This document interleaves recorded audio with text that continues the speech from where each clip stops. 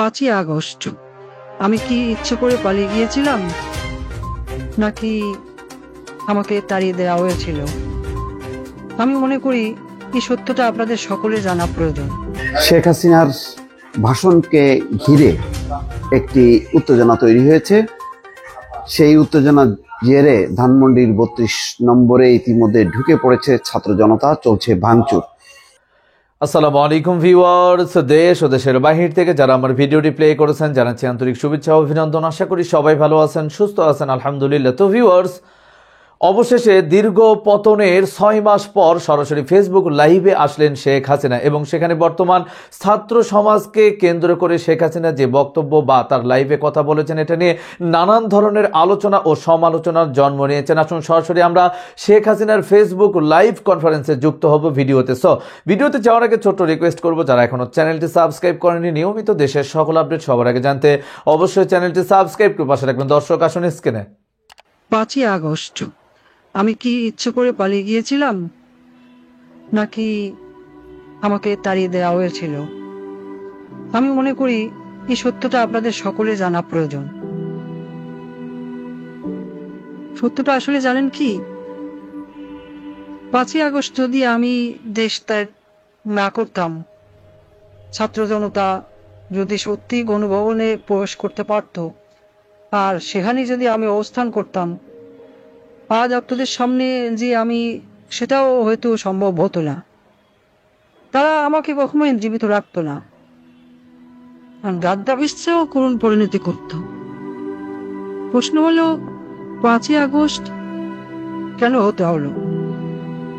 দেখুন, 5ই আগস্ট যদি আমি গণভবন ত্যাগ নাও করতাম, একটা না একটা সময় ওই বাড়ি থেকে আমাকে চলে যেতেই হতো। 5ই আগস্ট না হলে 5 জানুয়ারি, আর তা না হলে 5 এপ্রিল। 16 বছরে মানুষের মনের মধ্যে জন্ম হওয়া ক্ষোভের বিস্ফোরণ, সেটা আজও কারো হতোই। পরপর 3টি নির্বাচনে দেশের প্রজন্মকে ভোট দিতে দেয়নি। তারা আমার উপর যেভাবে খেপেছিল, আমার পতন না করে তারা ঘরে ফিরত না।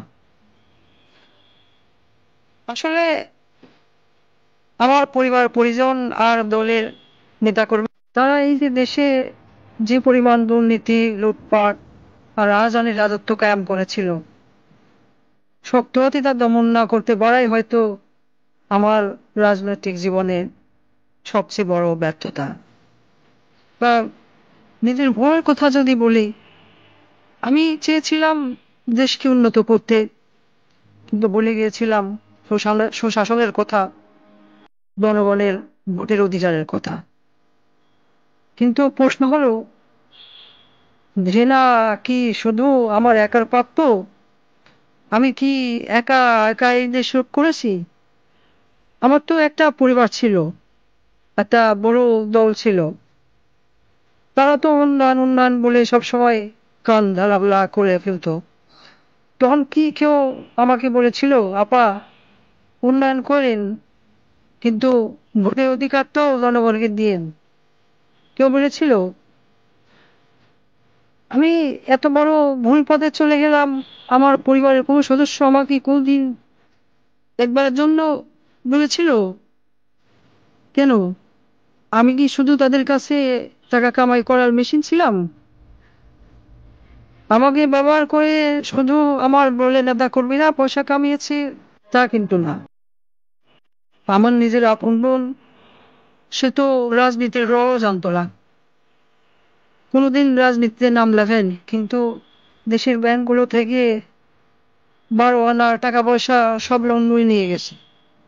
লন্ডনের ব্যাংকগুলোতে যে টাকা আছে, সেগুলো তো কোথাও দৈত্য বিয়ে দিয়ে আসেনি।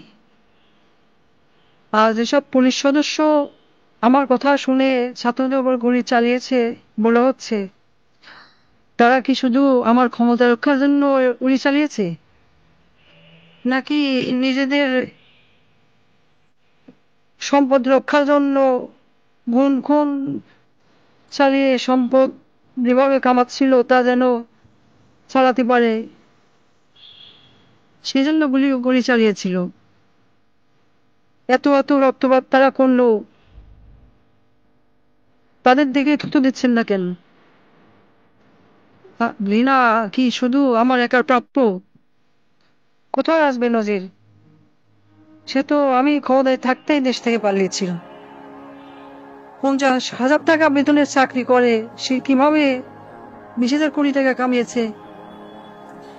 হ্যাঁ, আমার ব্যর্থতা, আমার ক্ষমতা ব্যবহার করেই তো এরা এত সম্পদের মালিক হয়েছে। দেওয়ার প্রশ্ন, যত সব ঘৃণা সব কি আমার একারই প্রাপ্য? সবকিছুর জন্য যেন আমি একাই দায়ী। এই প্রশ্ন আমি রেখে যাচ্ছি। পরমাণু বিদ্যুৎ প্রকল্পে $12 বিলিয়ন থেকে $5 বিলিয়ন আত্মসাতের অভিযোগ ঘটেছে। শেখ রেহানা কেন এত টাকা দাবি করলো? সে রাজনীতি করবে না, কোনো অপকর্মের ভাগ নেবে না, কিন্তু প্রকল্পে সাদাবাজি করলো, দেশের ব্যাংকগুলি লুট করলো।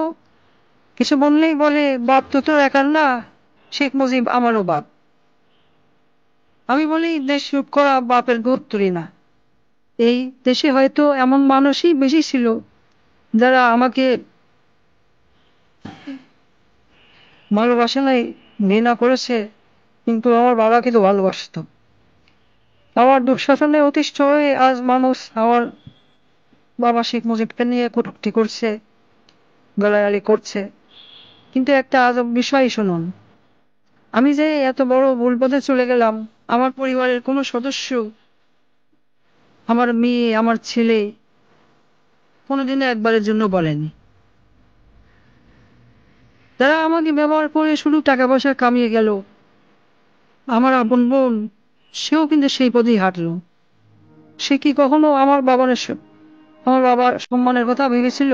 বঙ্গবন্ধু তো তারও পিতা ছিল। সে কি করলো? কিছুদিন আগেও আমাকে নেত্রী বলে রাখতো, আজ ডাকে খুনি। আমি জানি এই তকমা আমার প্রাপ্য, কারণ আমি যা করেছি তা কখনোই ক্ষমার যোগ্য অপরাধ না। রাতে যখন ঘুমাতে যাই, আমার দিনগুলো আর রাতগুলো এখন একই রকম। আমি জানি না ঘুমাতে কেমন লাগে, জানি না শান্তি কাকে বলে। আমার ঘরে প্রতিদিনই এখন মানুষ আসে, আমার চারপাশে দাঁড়িয়ে থাকে। আমি জানি না তারা মৃত নাকি জীবিত। আমি আয়নার দিকে তাকাই, কিন্তু নিজের চেহারা দেখতে পাই না। দেখি রক্তমাখা হাত, পা, মাথা। আমি চিৎকার করে বলি, আমি তো দেশ বাঁচাতে চেয়েছিলাম, কিন্তু সেই কণ্ঠগুলো আমার কথা শোনে না। তারা আমাকে বারবার প্রশ্ন করে, আমাকে কেন মারলেন? আমার মায়ের কাছে ফিরিয়ে দিন। আমি ক্ষমা চাই না। আমার মতো নরপিশাচের কোনো ক্ষমা হয় না। আমি এক পাপী, আমি এক মহাখনি। আজ আমি মতিউর রহমান রেন্টোর সাথে গোলা মিলিয়ে বলতে চাই, আমার ফাঁসি চাই। আমি চাই রাস্তার মোড়ে আমাকে প্রকাশ্যে ফাঁসি কাস্টে ঝুলিয়ে হত্যা করা হোক, এ জাতিকে পাপ মুক্ত করা হোক। জয় বাংলা, জয় বঙ্গবন্ধু।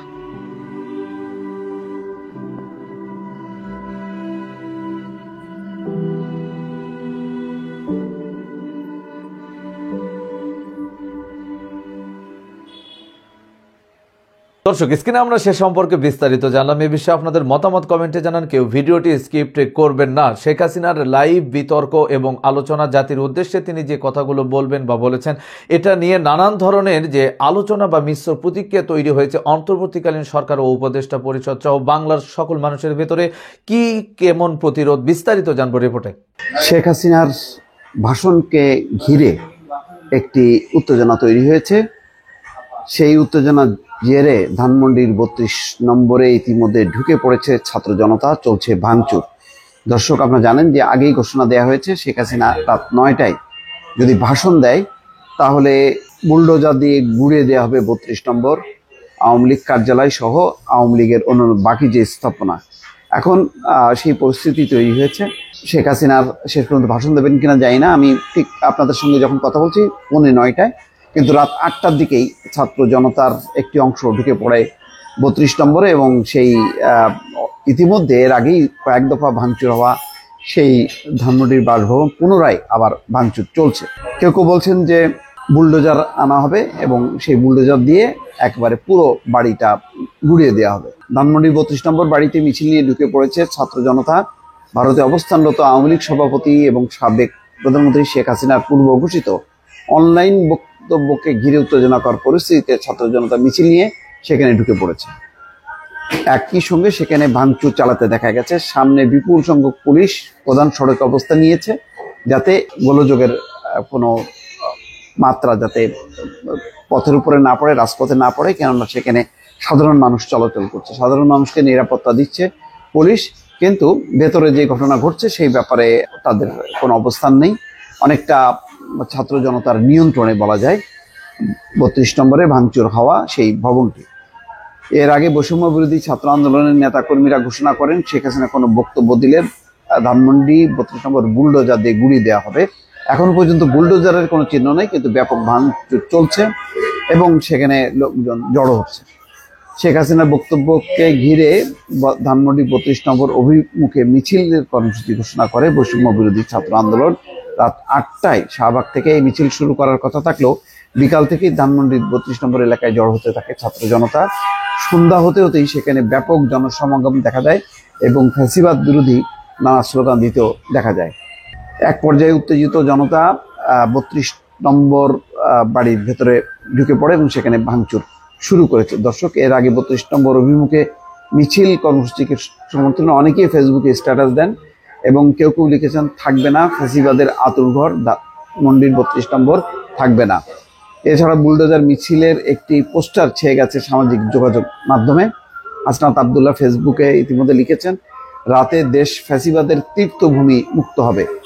জুলাই আন্দোলনের অন্যতম সমন্বয়ক এবং এখন উপদেষ্টা আসিফ মাহমুদ সজীব ভুইয়া ফেসবুকে লেখেন, উৎসব হোক।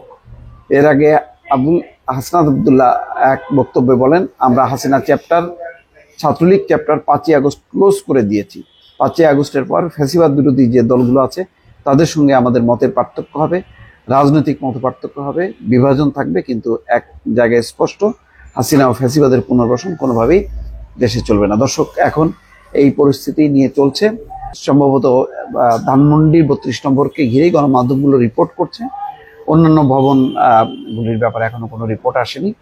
বোঝা যাচ্ছে যদি শেষ পর্যন্ত শেখ হাসিনা রাত 9টায় ভাষণ দেন, তাহলে সেই উত্তেজনা আস্তে আস্তে ছড়াবে। দর্শক, স্ক্রিনে আমরা সে সম্পর্কে বিস্তারিত জানলাম। এই বিষয়ে আপনাদের মতামত কমেন্টে জানান। সো ভিডিও এই পর্যন্ত। ভালো লাগলে লাইক অ্যান্ড কমেন্ট করবেন এবং দেশের সকল আপডেট সবার আগে জানতে অবশ্যই চ্যানেলটি সাবস্ক্রাইব করে পাশে রাখবেন। দেখা হবে পরবর্তী ভিডিওতে ইনশাআল্লাহ।